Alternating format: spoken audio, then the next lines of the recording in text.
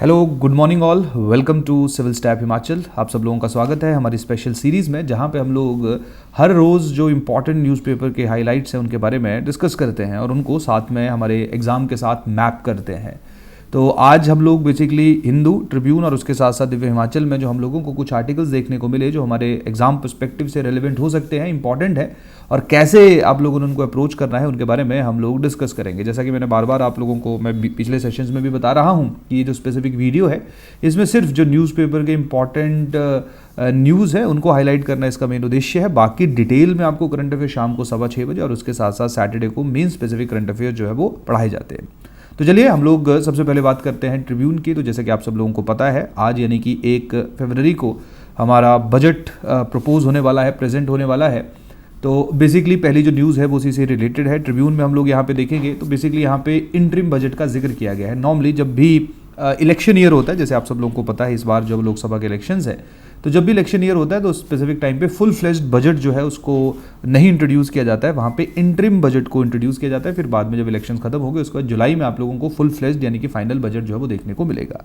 अब interim budget का जिक्र वैसे तो कहीं पे भी नहीं किया गया है, लेकिन इंटरिम बजट जो है वो एक तरह से काफ़ी समय से चलती आई हुई कन्वेंशन है और इंटरिम बजट वैसे ही पेश होता है। सारे जो प्रोविजंस हैं, लीगल प्रोविजंस हैं, वो वही रहते हैं जो हमारे कंप्लीट बजट के होते हैं।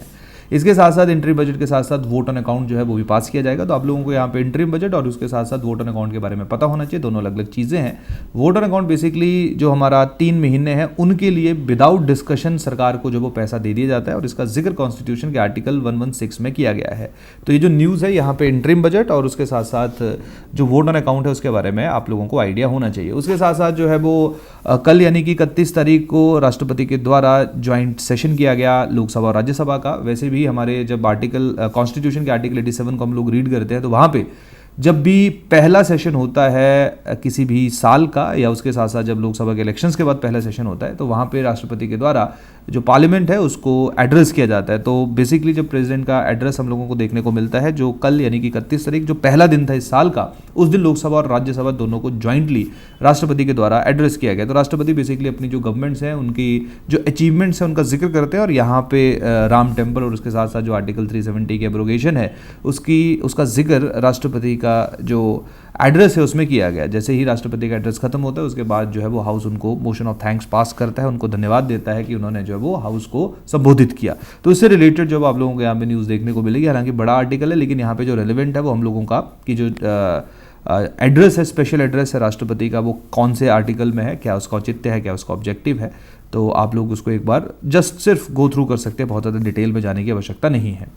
उसके साथ साथ नेक्स्ट इंडियन एक्सप्रेस में इंडियन पॉलिटिक्स अगेन एक इंपॉर्टेंट रिलेटेड आर्टिकल है। ये बेसिकली बात कर रहा है 16 फाइनेंस कमीशन की। तो जैसे कि आप सब लोगों को पता है, स्पेसिफिक टाइम पे 15 फाइनेंस कमीशन की जो रिकमेंडेशंस उनको इम्प्लीमेंट किया जा रहा है, क्लियर।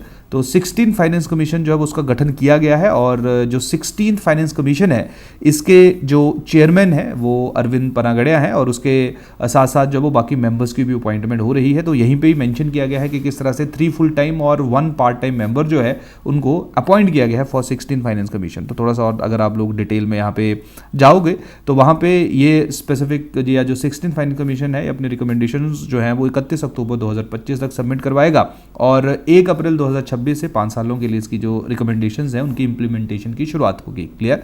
तो ये काफ़ी महत्वपूर्ण जानकारी है अगर हम लोग जो वो एग्जाम पर्सपेक्टिव से बात करें। अब चलिए नेक्स्ट चलते हैं।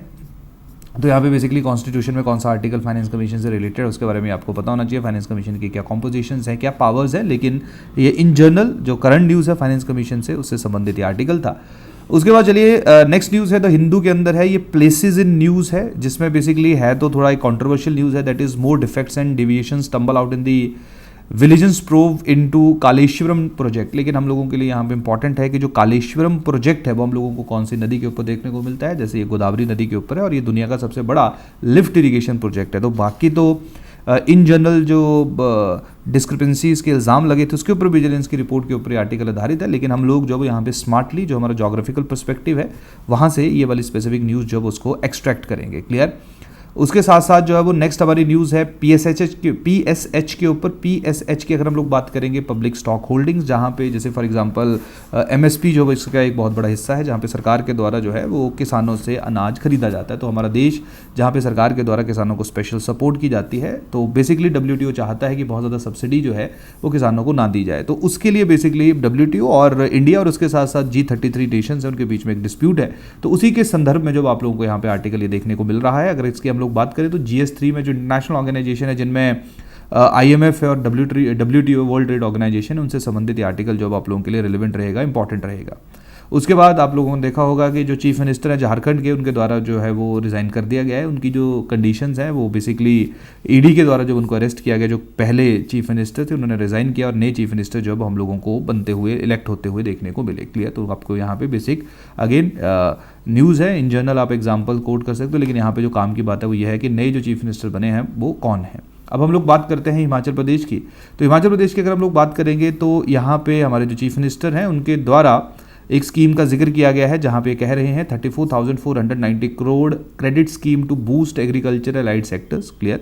तो ये स्कीम जो वो लॉन्च की जाएगी, तो कहीं ना कहीं आप लोग ये अमाउंट जो है उसको थोड़ा सा ध्यान में रखेंगे और इस स्कीम के अंदर क्या क्या चीज़ें आप लोग कवर होते हुए देखोगे, उनके बारे में आप लोगों को आइडिया होना चाहिए। उसके बाद नेक्स्ट न्यूज़ जो है वो है illegal construction on, again Himachal Pradesh के ऊपर आधारित है, illegal construction on slopes recipe for disaster report. Clear? तो बेसिकली जो है वो जो अभी आप लोगों ने देखा कि हिमाचल प्रदेश में किस तरह की स्थिति रही थी जब मानसून था या बरसातों का समय था, तो उसके ऊपर जो है वो बेसिकली जो एनडीएम में है, क्लियर, उसने जो उसकी पोस्ट डिजास्टर असेसमेंट स्टडी है उसके वहाँ पे जब उसने प्रॉपर हाईलाइट किया हुआ है कि किस तरह से हमारे यहाँ पे हम लोगों को रैपिड अर्बनाइजेशन देखने को मिल रही है, कोई प्लानिंग नहीं है, जिसके कारण जो है वो डिजास्टर का इंपैक्ट बहुत ज़्यादा स्ट्रॉन्ग हो जाता है। तो ये हमारे लिए काफ़ी ज़्यादा इंपॉर्टेंट है। GS1 की अगर हम लोग बात करेंगे तो वहाँ पे hazard, vulnerability and risk profile of Himachal Pradesh, उस एस्पेक्ट से इस स्पेसिफिक रिपोर्ट को आप लोग यूज़ कर सकते हो, कोट कर सकते हो, और आपका जो भी आर्गूमेंट है वो काफ़ी ज़्यादा स्ट्रॉन्ग होगा।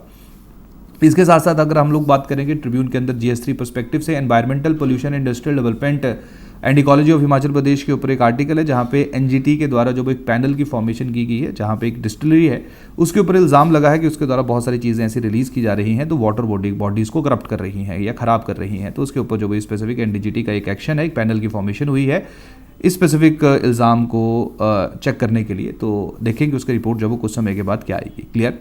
उसके बाद नेक्स्ट जो है वो ट्रिब्यून के अंदर है cyber crime and drug menace. आप लोगों को पता है GS2 के अंदर एक बहुत ही इंपॉर्टेंट और महत्वपूर्ण जो है वो एक हमारा टॉपिक है। तो वहाँ पे बेसिकली जो चीफ सेक्रेटरी हैं हिमाचल प्रदेश के प्रबोध सक्सेना, उनके द्वारा जो है वो इस चीज़ का जिक्र किया गया है कि किस तरह से जो है वो ड्रग प्रिवेंशन जो है वो हमारे प्रदेश के अंदर होनी चाहिए, क्योंकि हम लोग देख रहे हैं कि ड्रग मेनेंस जो है वो काफ़ी प्रेवलेंट है, काफ़ी स्प्रेड हो चुकी है। अगर हम लोग हिमाचल प्रदेश के अलग अलग जगहों की बात करेंगे तो बहुत ज़्यादा, अगर आप इसको रीड करोगे तो बड़ा ज़्यादा जो है वो काम की चीज़ आपको देखने को नहीं मिलेगी। बस ये है कि जो हेल्पलाइन नंबर है 1908, उसके बारे में आप लोगों को पता होना चाहिए।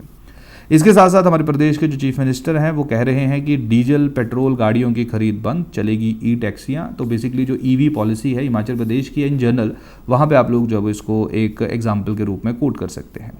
इसके साथ साथ एक बड़ा ही अच्छा आर्टिकल आया हुआ है ट्रिब्यून के अंदर। क्लियर? ये बेसिकली AI के ऊपर है, आर्टिफिशियल इंटेलिजेंस के ऊपर है, और किस तरह से जो आर्टिफिशियल इंटेलिजेंस है वो कहीं ऐसा ना हो कि कुछ लोग ही उसको उसका बेनिफिट जो है वो उठाएं। तो उसके ऊपर बड़ा ही अच्छा आर्टिकल जो यहाँ पे लिखा गया है, तो आप लोग जो है एक बार ज़रूर इसको देखिए। यहाँ पे यूनिवर्सल बेसिक इनकम के साथ भी इसको रिलेट किया गया है। साथ में तो हिंदू की अगर हम लोग बात करेंगे तो यहाँ पे इंडिया और फ्रांस की जो पार्टनरशिप है उसके ऊपर एक आर्टिकल आधारित है। जैसे आप लोगों ने देखा कि 26 जनवरी को फ्रांस के जो प्रधानमंत्री हैं वो हम लोगों को हमारे देश के अंदर देखने को मिले, आते हुए देखने को मिले। तो वहाँ पर ऑटोमेटिकली ही जैसे कोई फॉरेन डिग्नेटरी यहाँ पे आता है तो उस देश के साथ जो हमारे रिलेशंस है वो हमारे लिए इंपॉर्टेंट हो जाते हैं। क्लियर? तो एक इंडिया का जो बायलैटरल रिलेशन है स्पेसिफिकली फ्रांस जैसे देश के साथ, उनके ऊपर एक अच्छा जो है वो आर्टिकल आया हुआ है कि किस तरह से पार्टनरशिप हमारी बिल्ड हो रही है, कहाँ से जो है वो इसकी शुरुआत हुई है। क्लियर? किस तरह से with the passage of time हम लोगों को इसके जो डायमेंशंस है वो बहुत ज़्यादा ब्रॉड होते हुए देखने को मिल रहे हैं। तो अगेन ये भी मैं रिकमेंड करूँगा कि इंटरनेशनल रिलेशन के पर्सपेक्टिव से ये स्पेसिफिक जो आर्टिकल है जो हम लोगों को द हिंदू के अंदर देखने को मिला, ये GS2 पेपर के हिसाब से काफ़ी इंपॉर्टेंट है, काफ़ी रेलिवेंट है। तो ये थी आज की इंपॉर्टेंट न्यूज़ जो अलग अलग न्यूज़पेपर के अंदर हमें देखने को मिली। तो इससे रिलेटेड जो फाइल है PDF फाइल, अगेन अगर आप डिस्क्रिप्शन में जाएंगे इस वीडियो के, तो वहाँ पे आप लोगों को देखने को मिलेंगे। आप लोग जो है एक बार उसको पढ़ लीजिए वहाँ से। तो इसी के साथ आज के सेशन को हम लोग खत्म करते हैं, कल फिर मिलेंगे, तब तक के लिए बहुत बहुत धन्यवाद। Thank you.